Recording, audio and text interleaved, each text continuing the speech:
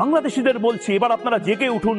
মোহাম্মদ ইউনূস যে কাজটা করছে, এখন আপনারা ভাবছেন হয়তো হিরো, আসলে হয়তো এই গোটা উপদেষ্টা পরিষদ ভিলেনের কাজ করছে।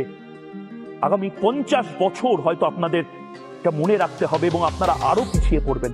প্লিজ এটা করতে দেবেন।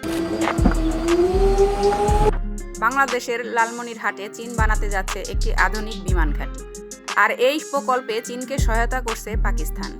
এই খবরেই ঘুম উড়ে গেছে ভারতের। 130 কোটি মানুষকে এক হতে হবে, কারণ বাংলাদেশ আমাদের চোখ খুলে দিয়েছে। সোজা কথা, বাংলাদেশ, চীন আর পাকিস্তান একসাথে জোট বাঁধছে, আর এটা ভারতের জন্য সরাসরি হুমকি। দিল্লির চোখের ঘুম এখন হারাম হয়ে গেছে। নকশা বের করে গবেষকরা হিসাব করছে, যদি এই জোট শক্তিশালী হয় তাহলে ভারতের মানচিত্রই পাল্টে যেতে পারে। লালমনিরহাট এই জায়গাটা ভারতের চিকেন নেক করিডোরের একদম কাছে। এই চিকেন নেকই ভারতের মূল ভূখণ্ডকে 7 সিস্টার্সের সঙ্গে জুড়ে রাখে। সোজা ভাষায় এই করিডোরই ভারতের শ্বাসনালী, আর এখন চীন সেই শ্বাসনালীর গলায় ছুরি ধরছে। ওখানে চীনের যুদ্ধবিমান ঘাঁটি মানেই ভারত যেন নিজের ঘাড়ে বসে শত্রুর নিঃশ্বাস শুনছে। বাংলাদেশে এখন চীনের হাজার হাজার কোটি টাকা ঢুকছে। এয়ারপোর্ট, রেললাইন, রাস্তাঘাট সবকিছুতেই চীনের টাকা।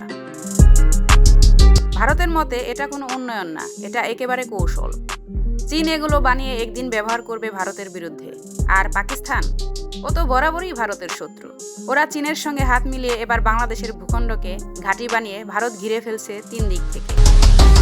এই 3 দেশের জোট, চীন, পাকিস্তান, বাংলাদেশ, ভারতের জন্য একটা টাইম বোমা। চীন আসছে অর্থ ও অস্ত্র নিয়ে, পাকিস্তান আসছে সন্ত্রাস আর গুপ্তচর নিয়ে, আর বাংলাদেশ আছে ঠিক ভারতের গলা বরাবর অবস্থানে। এই জোট চাইলে ভারতের উত্তর পূর্বাঞ্চলের আগুন লাগাতে পারে। আসাম, মণিপুর, নাগাল্যান্ড সব জায়গায় অশান্ত করে তুলতে পারে। বিভিন্ন আদিবাসী গোষ্ঠী, কুকি, মেডি, নাগা, চাকমা, এদের মধ্যে বহুদিনের ক্ষোভ আছে। শুধু উস্কানি দিলেই আগুন জ্বলবে। বিশেষজ্ঞরা বলছেন, আর দেরি করলে চলবে না। ভারতের এখনই চাই শক্ত হাতের জবাব। না হলে আগামী দিনে ভারতের 7 সিস্টার্স থাকবে কিনা সেটাই বড় প্রশ্ন। ভিউয়ার্স, আপনার কি মনে হয় তা অবশ্যই কমেন্ট করে জানাতে ভুলবেন না। আল্লাহ হাফেজ।